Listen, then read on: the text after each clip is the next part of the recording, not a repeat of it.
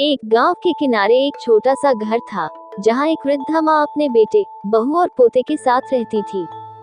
वह माँ अपने जीवन के अंतिम चरण में थी, परंतु अपने परिवार से बहुत प्रेम करती थी। उसने अपने जीवन का हर सुख और आराम त्याग दिया था ताकि अपने बेटे को अच्छी परवरिश दे सके। अब जब वह वृद्धा हो चुकी थी, तो उसका शरीर कमजोर हो गया था और वह चलने फिरने में असमर्थ थी। माँ का बेटा रमेश, जो अब एक सफल व्यापारी बन चुका था, धीरे धीरे अपनी माँ के प्रति उदासीन होता गया। वह अब अपनी पत्नी और बच्चों के साथ अपने जीवन में व्यस्त रहने लगा था। उसकी पत्नी सीमा भी अब रमेश की माँ से नफरत करने लगी थी।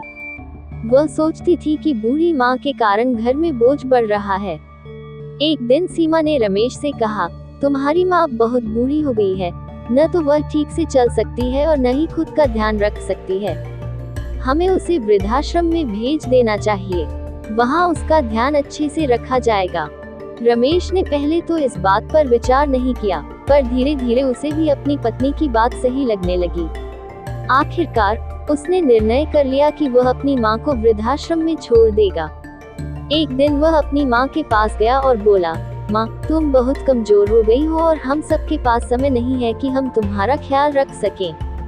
हम तुम्हें वृद्धाश्रम में छोड़ना चाहते हैं। वहाँ तुम्हारी अच्छी देखभाल होगी और तुम भी आराम से रह पाओगी। माँ की आंखों में आंसू आ गए। उसने पूरी जिंदगी रमेश के लिए जी थी, उसे कभी भी किसी चीज की कमी महसूस नहीं होने दी थी। लेकिन आज वही बेटा उसे वृद्धाश्रम भेजने की बात कर रहा था। माँ ने कुछ नहीं कहा, बस सिर झुका लिया और सोचने लगी कि शायद यही उसकी किस्मत है। अगले दिन रमेश अपनी माँ को कार में बैठाकर वृद्धाश्रम की ओर चल पड़ा। रास्ते भर माँ कुछ नहीं बोली, बस खिड़की के बाहर देखती रही।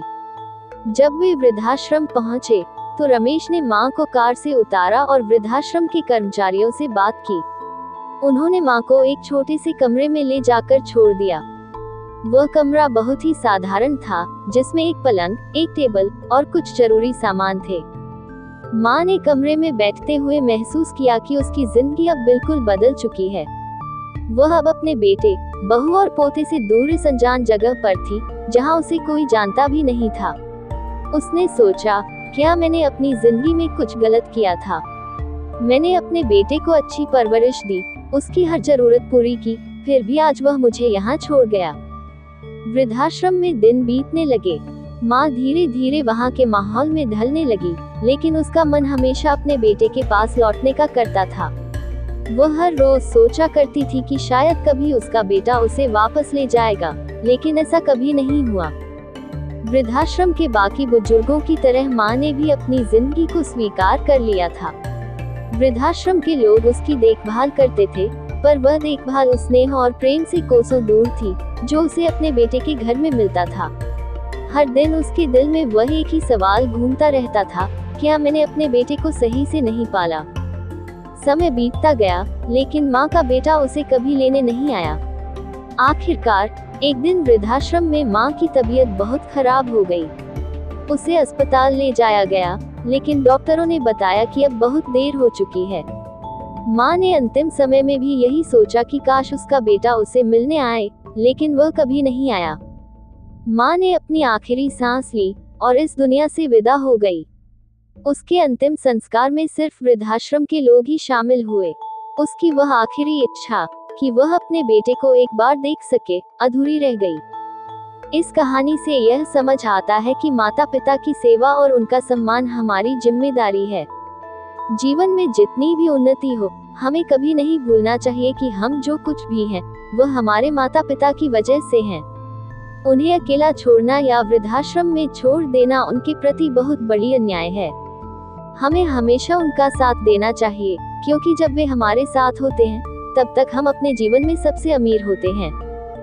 ये कहानी एक भावुक और महत्वपूर्ण विषय पर केंद्रित है, जो हमें परिवार, प्यार और जिम्मेदारी के महत्व की याद दिलाती है।